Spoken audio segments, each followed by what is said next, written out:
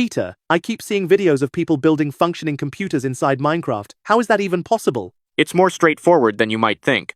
When you strip a computer down to its lowest level, it's just transistors, which can hold voltage representing a 1, or no voltage representing a 0. A computer is essentially a massive collection of transistors switching on and off following logical rules. In Minecraft, redstone gives you everything you need to replicate this. Redstone dust acts as the wire, and redstone torches can be wired into something called an RS latch, a small circuit that holds a state. Turn it on, it stays on. Turn it off, it stays off. That's your 1 and 0, stored. So that's the basic building block. How do you go from storing bits to doing actual computation?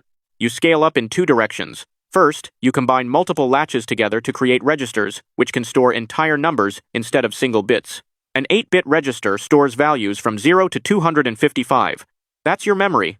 Second, by arranging redstone in specific patterns, you build logic gates like AND, OR, and NOT gates. These take inputs and produce outputs based on simple rules. Combine enough logic gates in the right configuration and you get an ALU, an arithmetic logic unit, which performs addition, subtraction, and comparisons on the numbers stored in your registers. Okay, so I have memory and math. But how does this become programmable?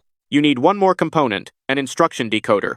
This is a circuit with hard-coded bit patterns where each pattern maps to an operation. One pattern means load data from memory, another means add two numbers, another means store the result back. An instruction decoder combined with registers and an ALU is what we call a CPU, the central processing unit. Once you have that, you write your program in assembly language, translate it to binary, and load it into memory. The CPU reads each instruction, decodes it, and executes it step by step. That's all a computer really is. That's genuinely elegant. It's really just layers built on top of each other.